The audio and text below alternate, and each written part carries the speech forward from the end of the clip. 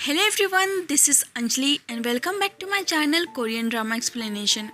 Today I am going to do Hindi explanation of drama Extraordinary Attorney Woo. Episode के शुरुआत में हम young हो नाम की एक छोटी बच्ची से मिलते हैं। यहाँ हम देखते हैं कि इसके फादर कंटिन्यूसली इसका नाम पुकार रहे हैं, लेकिन ये एक डोर पे टंगे वेलफिश को देखे जा रही है। यहाँ हमें पता चलता है कि ये बच्ची 5 साल की हो गई है, लेकिन इसने आज तक एक सिंगल वर्ड नहीं बोला है। हमेशा खोई खोई सी रहती है। इसी वजह से इसके फादर डॉक्टर के पास लेकर आए हैं, जहाँ डॉक्टर बताता है कि यंग हो एक ऑटिस्टिक चाइल्ड है। अब जिनको ऑटिस्टिक का मतलब नहीं पता, उन्हें मैं बताना चाहती हूँ। ये वो लोग होते हैं जिन्हें दूसरों से ज़्यादा बात करना या उनसे इंटरेक्ट करना अच्छा नहीं लगता है। ये अपनी दुनिया में खुश रहते हैं। Back to the story. Young हो के फादर हैरान हो जाते हैं और यही सोच सोच के अपने घर आ रहे होते हैं, जब ही उनका लैंडलॉर्ड चिल्लाते हुए आता है और उन्हें गाली देने लगता है। एक्चुअली में उस आदमी को लगता है कि उसकी वाइफ का अफेयर यंग हो के फादर के साथ चल रहा है, हालांकि ये सच नहीं होता है। वो आदमी शक्की टाइप का होता है। वो आदमी यंग हो के फादर के साथ लड़ना स्टार्ट हो जाता है। ये सब देख के यंग हो पैनिक होने लगती है और वो चिल्ला चिल्ला के क्रिमिनल्स लॉ के सारे आर्टिकल्स बताने लगती है। ये सुन के उसके फादर की खुशी का ठिकाना ही नहीं होता है।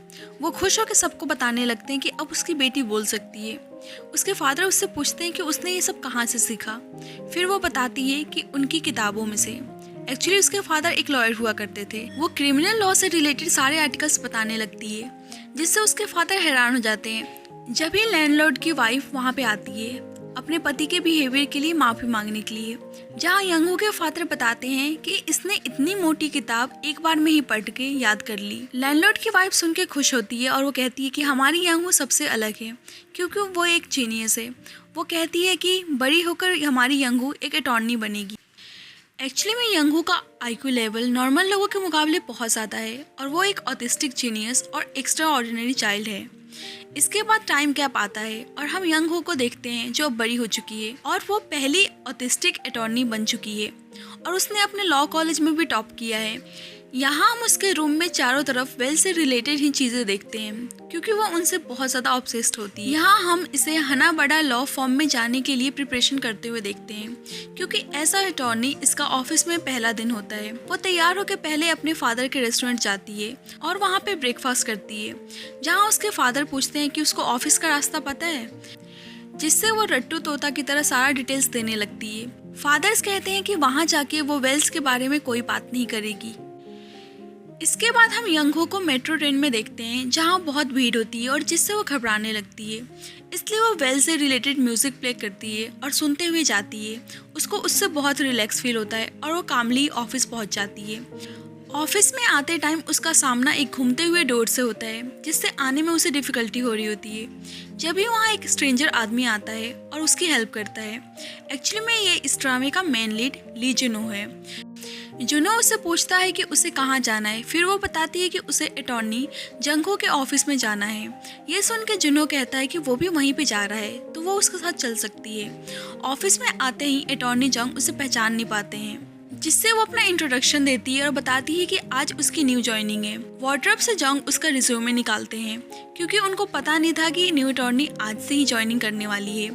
वो रिज्यूमे का एक पेपर निकालते हैं और जिससे वो उन्हें टोकती है और कहती है कि मेरे रिज्यूमे में 2 पेपर्स थे और सेकंड पेपर पे मेरे ऑटिस्टिक सिंड्रोम के बारे में लिखा हुआ था। ये सुन के अटॉर्नी जंग बोलते हैं कि कुछ और है ऐड करने के लिए, तो वो भी बता सकती है, जिससे वो अपने एक कलीग चॉई सुनयोंग की तरफ देखने लगती है, जो उसे इशारे में कुछ उल्टा ना बोलने के लिए कहती है। लेकिन यंग हो फिर से वो तीनों के सामने अपना फनी सा इंट्रोडक्शन देती है, जिससे उसका एक कलीग जिसका नाम मिनो होता है वो हंसने लगता है। जंगो उस रिज्यूमे को लेके ऑफिस से बाहर चले जाते हैं। चॉई सुनयोंग उसके पास आती है और कहती है कि उसे ऐसे अजीब बातें नहीं करनी चाहिए, जिससे उसका कलीग पूछता है कि वो एक दूसरे को कैसे जानते हैं, जिससे पता चलता है कि यंग हो और चॉई सेम लॉ कॉलेज में थे। अटॉर्नी जंग सीओ के पास जाते हैं और कहते हैं कि आपने ऐसी लड़की को क्यों रेफर किया है जो ऑटिस्टिक है, और जिससे सीओ बताती हैं कि लड़की बहुत ज़्यादा जीनियस है और इसने लॉ स्कूल में भी टॉप किया है।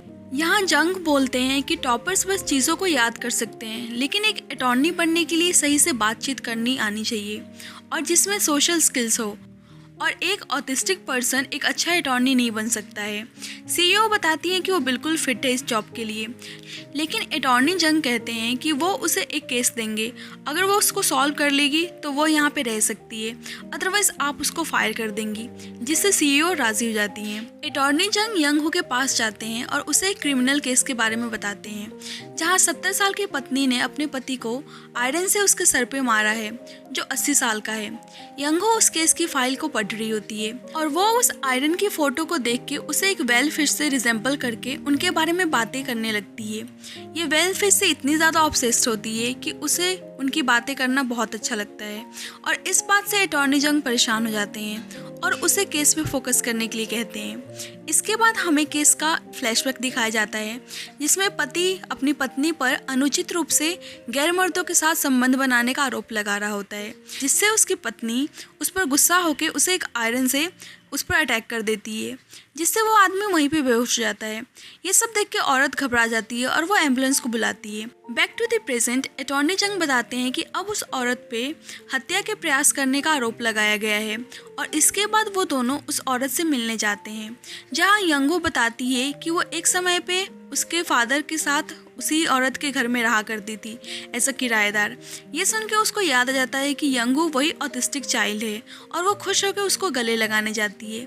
यहाँ यंगू को देखते हैं कि शायद उसे अच्छा नहीं लगता है कि जब कोई उसके इतने करीब आता है। एक्चुअली में ये एक ऑटिस्टिक सिंड्रोम का एक सिम्टम है। इसके बाद दोनों उस मामले के बारे में बात करते हैं।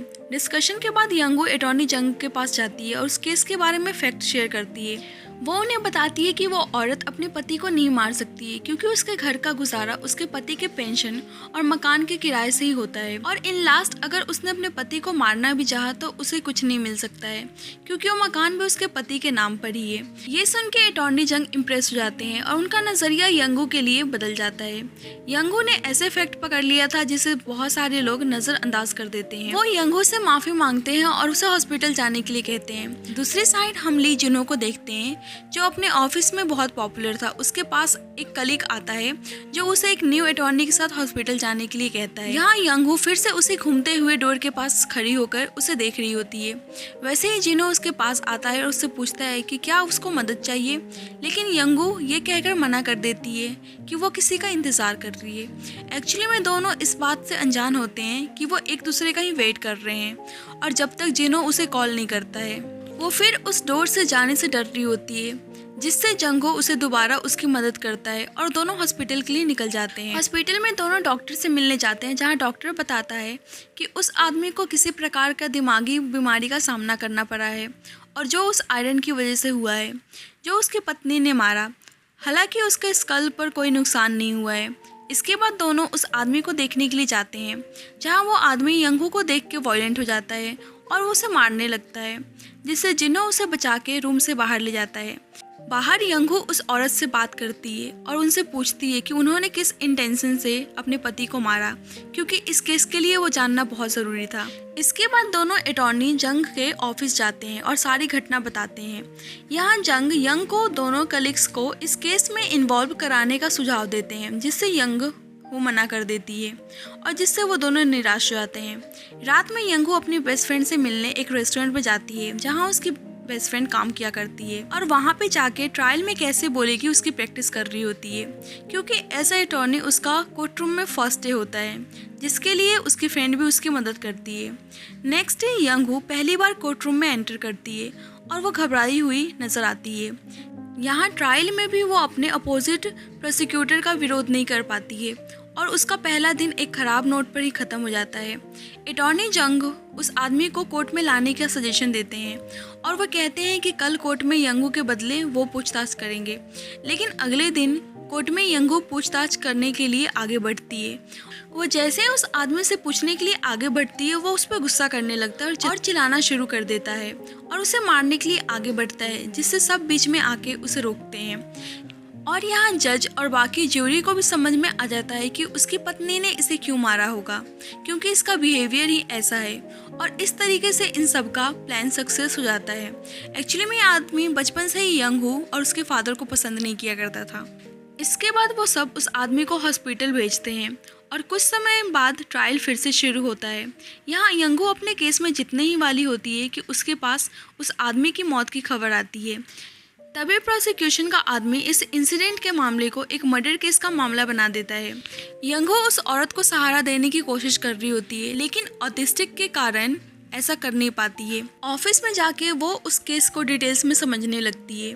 जब भी वहाँ पे जुनो आता है, उसे यूं चिंता में देखकर उससे वेल्स की बातें करने लगता है, जिससे उसका मूड थोड़ा लाइट हो जाता है। यहाँ जुनो उस आदमी का पोस्टमार्टम रिपोर्ट देता है, जहाँ यंगो को याद आता है कि रिपोर्ट में मेंशन है कि उस आदमी को चोट लगने से पहले उसके सर में दर्द हुआ था।